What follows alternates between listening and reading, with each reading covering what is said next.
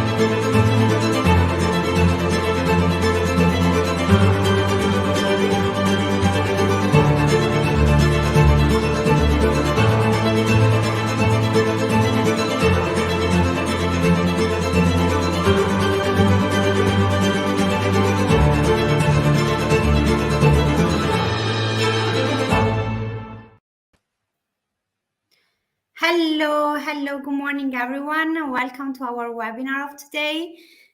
Today we're going to treat the topic about EU regulation and element T, the biodiversity monitoring protocol. We are 3B. We are a natural tech company focused on monitoring, protection and regeneration of biodiversity through technology. I'm Martina. I'm international partnership developer here in 3B. And basically my job is focused on creating a partnership that have an impact on the environment, on biodiversity, with the monitoring also with clear data. Here with me there are Francesca, biodiversity business analyst, and also Vittoria, junior partnership developer and expert in German market. Today we're going to have around 25-30 minutes to treat and to deep dive on these topics. And at the end, we're going to leave you 5 minutes. If you have any questions or doubt, feel free also to write down and to tell us. We are going to start with the causes of the cost of loss of biodiversity in European Union and also in a global way. And I'm going to leave the word now to Vittoria that will treat about this topic. Thank you, Martina.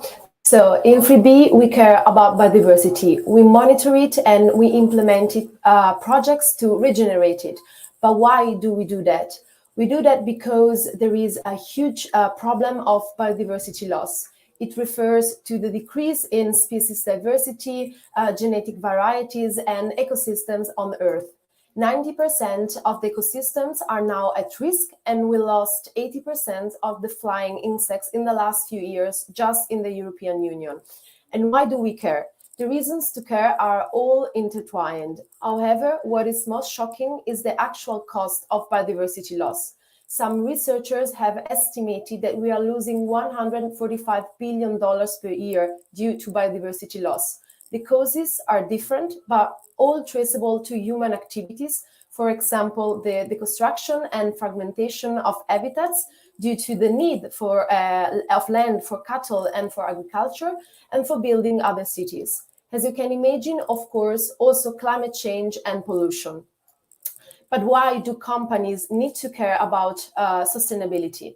First of all, consumer interest. 1 out of 2 people is willing to pay more for sustainable products to have a lower impact.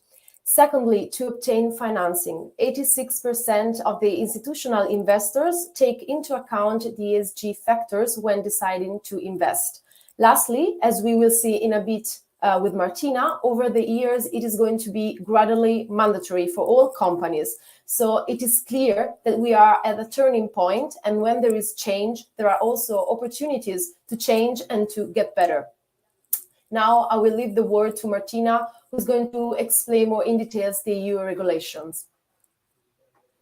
Thank you, Vittoria.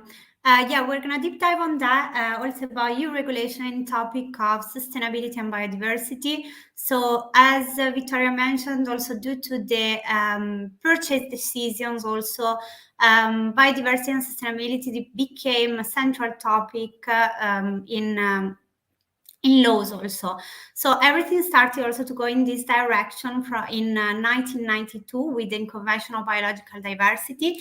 Basically, in 1992, it has been signed this treaty that it's the International Deal on Biodiversity from United Nations. And inside this treaty re-enters also the Biodiversity Strategy 2030, that basically it's a path to recover biodiversity within 2030. Indeed, the motto of this treaty is bring nature back to our life. The Biodiversity Strategy 2030 basically is a comprehensive, systemic, long-term and also ambitious plan for protecting nature and also reversing the degradation of the ecosystem. It is a key pillar of the European Union Green Deal also, and of the European Union leadership on international action for global public goods and also sustainable development goals. Among the action, there is also indeed the increased numbers of protected pollinators and also decrease the using of phytopharmacies. Inside this biodiversity strategy re-enters also the pollinators initiative that basically it's really important since it's the first European Union framework to track the decline of wild pollinators. So for the first time, European Union recognizes a role within within biodiversity also for wild pollinators. It's important to mention also the CSRD that we're going to see more in deep here. So basically, the CSRD is the Corporate Sustainability Reporting Directive, and it is a directive since which it will be mandatory for all companies reporting their own ESG impacts at the end of the year. But who will be involved? Actually, from 2024, so from this year, it's mandatory for companies that fulfill at least two of these three requirements. So 250 employees or more, 40 millions of turnover or more, and 20 million or profit or more. It will be mandatory, as I mentioned already, from this year, so from 2024, but also with greater obligation. It's important to highlight that from 2028, it will be mandatory for all companies within European Union. But also about biodiversity, new standards will be published, and some of them are already been published, and also are more restrictive. So the biodiversity reporting is mandatory for departments and also on the whole supply chain, not just on sites.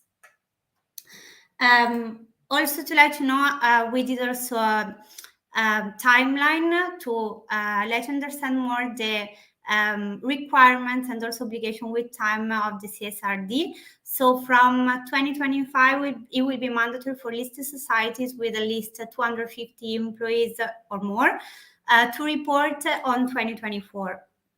From 2026, it will be mandatory for large companies not listed, and it will be mandatory to report on 2025.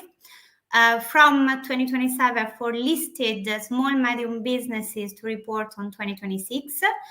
And from 2029, it will be mandatory even for sub-companies with the non-European headquarters to report on 2028.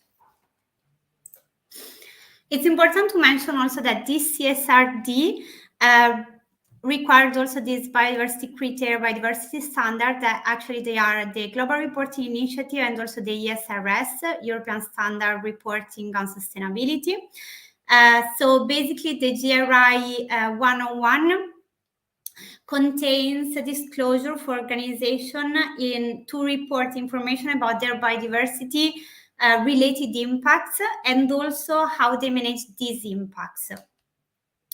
The Global Reporting Initiative contains mainly these 4 clusters that you can see here. And the overall goal, we can say, is to encourage transparency and accountability in managing biodiversity-related issues within organizational operation and supply chain. But also biodiversity becomes a central topic also obviously in sustainability for the natural restoration law that actually got the final approval just yesterday. So basically the natural restoration law fixes some objectives really important, and it's a new law that aims to regenerate at least 20% of earth and marine zones of European Union within 2030, and also all the ecosystems that need the regeneration within 2050. It's important to mention also that recently so many companies that for sure we know some have claimed to be sustainable, to be green, to make efforts in order to reduce their carbon footprint and so on. But sometimes they are not really green. So a recent research of European Commission show out that 1 out of 2 websites claim to be green, but with no evidence. So with no concrete proof to prove it. For this reason, they born these 2 phenomena that has been called greenwashing and also greenwashing. So basically, the greenwashing involves making exaggerated or fake claims about environmental benefits of a product or service, while in a similar way, greenwashing involves the under-communication of a company's sustainable practices. And this can be also for many reasons. So from the fear of being criticized, but also getting a bad reputation from a brand. So due to these emerging problems, due to these emerging phenomena, the European Union has drawn up a proposal for directive on green claims in March 2023. And basically this proposal enacts new criteria to stop companies from making misleading claims about environmental merits of their products or services. For this reason, there requires also new rules for bio and eco-certified labels, and the overall goal is at the end to protect the final customer. Now we're going to deep dive and we're going to see a bit about the solution that should be studied in order also to fight these phenomena and also to make the environment resilient to climate change. So first of all, it's important to highlight that our commitment is to make a positive impact on biodiversity. So we want to design sustainability in a customized way for companies, and we are doing so tracking everything and monitoring everything through our technology. So in order to create a positive impact for biodiversity, but we want to generate and also prove it. This that you can see here, it's one of our mass projects that we're developing all over European Union, and it's our biodiversity tech oasis. And basically, it's a collection of all our technological tools. So as you can see here, there is Flora. In collaboration with the European Spatial Agency, we can calculate the biodiversity, the impact of biodiversity in the area. With Polyx, they are cottages, hotels for wild pollinators, also with a tool to monitor the air quality. With Spectrum, that we're going to deep dive later also with Francesca, my colleague here. Spectrum certified protocol LMNT. We can monitor the nectar feeding fauna in the area using wild pollinator as biosentinel, but through bioacoustic. And also the Hive Tech, kind of our business card, because it was and it has been our first born in 3B, developed in 2017. With Hive Tech, we can monitor the well-being of honeybees inside the beehive. But for sure, you know that we are working in so many areas, we are developing so many projects all over European Union. For instance, we developed some approach and strategies in order to bring also an impact on biodiversity even in urban centers, in urban areas, and to improve the biodiversity level, the biodiversity impact even in urban centers.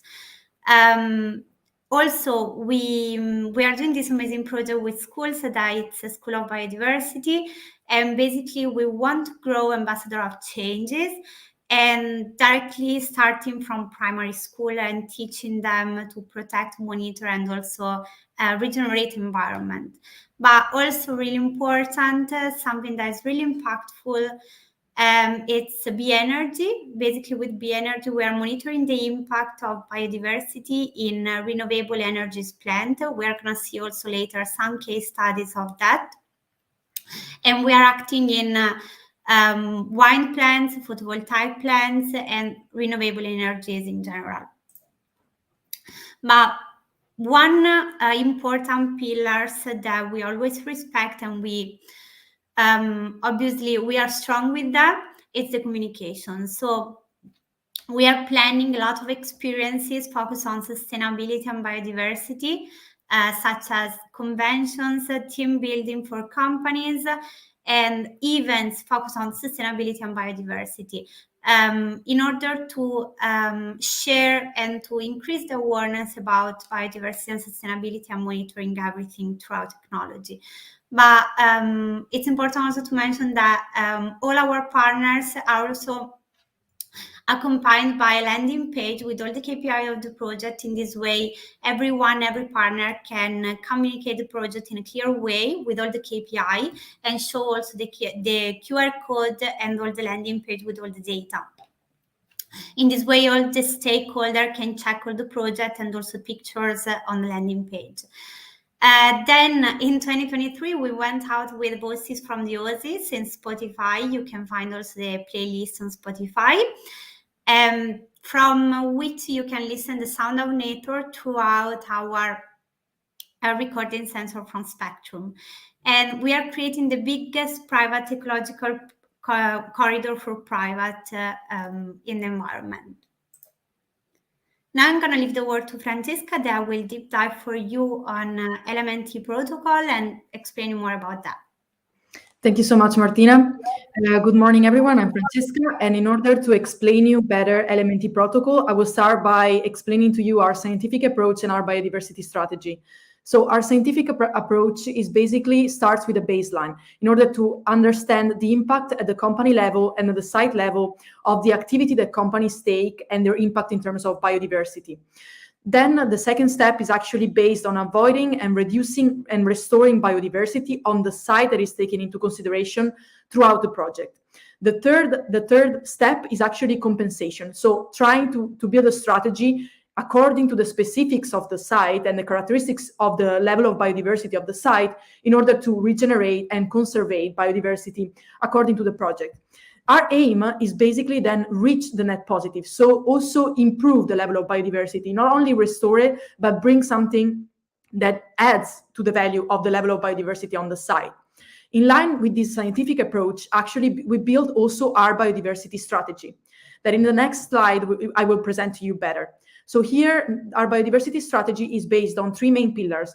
The first one is assessment and monitoring on site, and by analyzing the site of the company in order to understand the level of biodiversity using our technology. After this, the second pillar is actually regeneration, and we regenerate the habitat and the site that has been under analysis. The third process is actually communication. This kind of communication is very important because thanks to our technology and to our assessment and strategy, we actually can obtain clear data. And according to this clear and objective data, we can then develop a strategy in order to restore biodiversity. The communication is fundamental in order for, especially for companies, in order to also transfer the impact and the engagement that companies are taking when they are developing these projects with us.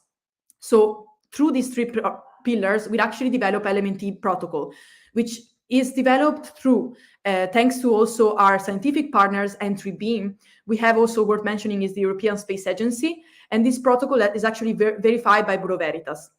This biodiversity monitoring protocol uses site analysis using Flora, so we can have a land covering analysis of the site, and then also on-site technology, IoT technology, in order to monitor the quantity and the quality of pollinators using Spectrum.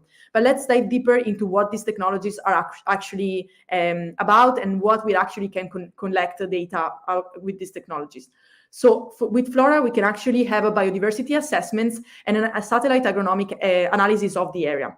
Here we can understand the level and the different species of soil and vegetation using NDVI satellite images thanks to Sentinel-2 satellites.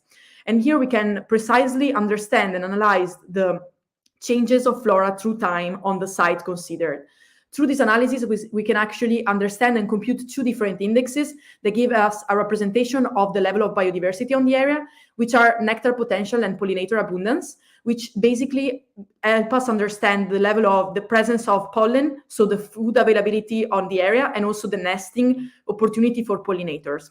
So let's see also in the next slide what is the outcome of these data collection and analysis.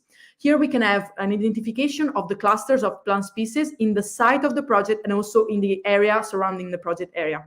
And through the analysis also of these of the flora present on the site, we can also compute these two indexes. And the importance here is also to understand the development and improvement of these two indexes following regeneration actions over several years, and also understand the differences between the data collected on the site and the control area, which is the surrounding area of the site. Following with Flora, we also use Spectrum, which is a very exclusive technology developed by 3B in order to conduct on-site analysis of fauna, in particular pollinators. This technology is very important because it's a non-invasive technology that replaces human and on-field sampling. And these help us to have greater accuracy and frequency of data that are collected and analyzed. Also, this data is collected on real time. So let's see what is the outcome actually in terms of data that this technology help us to obtain and report on our final projects reporting. On the next slide, we will see actually also through the map, what is the level, the average annual abundance of pollinators that are recorded by our technology. And also we can calculate the average across the devices of the annual abundance per insect clusters. Right now, with the improvement of our technology, we can actually analyze and divide the pollinators recorded according to 17 different clusters. So according to the LMNT, we have a very important scoring mechanism that help us understand according to these information and insights that in this slide are presented more broadly, but we can obtain an overall score of the level of biodiversity that is present in the area. The importance here is also to understand how this project that is developed for a year then can be improved over several other years in order to understand what is the impact that actually the company is taking in terms of restoration and monitoring of biodiversity with us. So the next slide would be a brief recap of the process that we take in terms of assessment. Here we have the first time we do, the first step is actually space mapping, then sensor installation on site according to the site characteristics. Then we analyze the data and we obtain the outcome, which is a biodiversity report and the score that I was showing to you before. But that doesn't stop here because our also actions takes into consideration the conservation operational strategy that we develop in order to improve. And that's why we come to restoration. Restoration we develop actions in terms of restoration by planting a tariferous forest and also essences that help pollinators to find food availability. Not only because we also install shelters for white pollinators or poly-X that help also to obtain data on the level of air quality present in the area. And also through HiveTech, which is a more mitigating tool, help us also to understand the health status of honeybees present in the area, and then use this as a parameter for understanding the health status of also the other pollinators. And last but not least, also the communication strategy. So here it's very important in order to also transfer the KPI and the information and the achievements in terms of biodiversity monitoring and restoration that companies are taking throughout also the stakeholders. And very important here are the report and certificate, the label that come with the development of LMNT protocol. And also in the corporate webpage, we can find all the KPI and the achievements that are done that can be obtained through our projects. So without further ado, I will leave the floor to Vittoria, who will present us some very interesting case studies. Thank you, Francesca. So here I'm going to give you more details about a couple of case studies of partners we are working with in many different sectors, so agro, energy, real estate, urban. So as you can see, our project can be declined in different verticals and businesses. For each project, you will see real pictures taken from our agronomist on field. So you can have a clear idea and also visualize what I'm talking about. So here, Gen Agricola, the first case studies. So they are active in the agriculture supply chain sector, and their project involved biodiversity strategy and monitoring. So when it comes to what we did and the results, we see an assessment, biodiversity plan, and a new brand positioning. Regarding the KPIs, we see 3 agricultural companies monitored, more than 400 hectares are monitored, and over 200 IoT sensors were installed. Going on, Fattoria di Maiano, a location on the hills of Florence. Here you can see what we did and the pictures we took. Of the educational path, spectrum, the sensor monitored 180 hectares, and flora. So Fattoria di Maiano was awarded at the New York World Olive Oil competition in 2023. Fattoria di Maiano is an accommodation facility, but also a farm with a very vast territory on the hills of Florence, where activities for children and adults are carried out daily. Since they're really committed to the protection and monitoring of the biodiversity, they decided to embark on the path with 3B in order to obtain a clear monitoring with concrete data, thanks to 3B's innovative technologies. The project includes biodiversity check and monitoring by installing spectrum, as Francesca already explained what it is, on 180 hectares of soil and flora analysis, resulting in LMNT protocol of the high quality products. Here you can see the label. So the protocol also has a QR code to allow the end consumer to know and view online the company's commitment and the impact on local biodiversity, as you can see here. So the protocol is scientifically approved and developed in collaboration with many university and R&D centers. So here you can see the protocol. So going on, Cubico, they're a partner active and focused on the energy sector. The project is focused on the decrease of a site's environmental impact through biodiversity monitoring. Regarding the results, Cubico has faced an assessment, a site regeneration, and various engagements of local communities and stakeholders. When it comes to KPIs, a focus is on the report drafted, more than 30% increment of pollinator abundance index, and 2 hectares were regenerated. Here you can see pictures of another project. I'm gonna give you more details right now. So a big player which works in the renewable energies, in the ecological transition. The aim here is again the biodiversity strategy. This company works in the energy sector. Regarding the project, we see a decrease of a site's environmental impact through biodiversity monitoring and protection. We see as well an assessment, a site regeneration, and stakeholder engagements of local communities. When it comes to KPIs, there is a creation of biodiversity tech oasis in Lombardia with a biogas production site. Last but not least, another company which works in the mobility services for autoroads and airports. Here you can see the photo from the satellites, yes. And so the projects here regards the decrease of a site environmental impact through biodiversity monitoring and protection.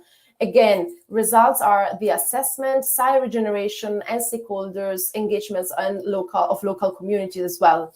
When it comes to KPIs, we see one report drafted, biodiversity monitoring in 4,000 kilometers of outroads, and 5 airports were monitored. So,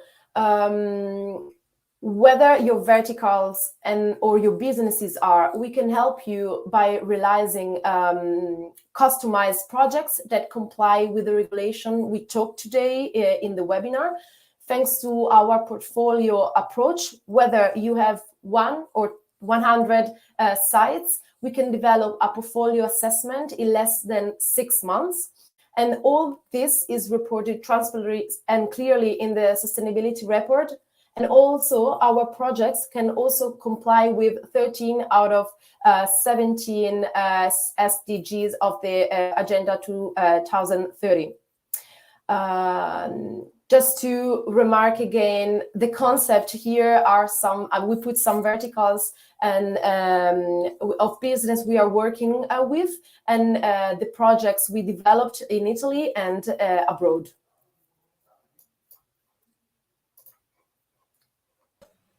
Thank you so much. So we just leave maybe 2 minutes if you may have any questions more.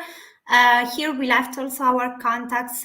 If you want to write us, to contact us, any doubt or question that you want maybe to write us, just feel free also to write down here or here through the mail that we left here. So we deep dive so much in the EU regulation, the biodiversity monitoring protocol element also with Francesca. Thanks to Victoria, we saw also some case studies with partners that we are working with. Obviously not just in Italy, but in all European Union. So we have a question here. We're going to show up the question. Have you already activated projects internationally? Do you operate just in European Union? Thank you for your presentation. Thank you, Luigi. So we are glad also that you like the presentation, that you like the webinar. We already activate, projects international. We already opened also our legal headquarters in Germany, and we have a lot of projects going all over European Union and also abroad. So we are operating and we are working, as Victoria already mentioned, with so many companies and different type of businesses, that we had also the chance to operate not just in European Union, but also abroad in South America. We have already some projects active there. In European Union, we're active already in Germany, France, Spain, Poland, Belgium, Luxembourg, and some others, but mainly these. So feel free also to write any other question if you have. Thank you, Luigi. Okay, we just wait maybe for 30 seconds, 1 minute. We just see if other have other questions. Good morning, Maria Grazia. And in case you can save also our contacts here, you can contact here in this mail. Feel free to write us there. You can also comment the webinar here on LinkedIn or whether YouTube, wherever you are.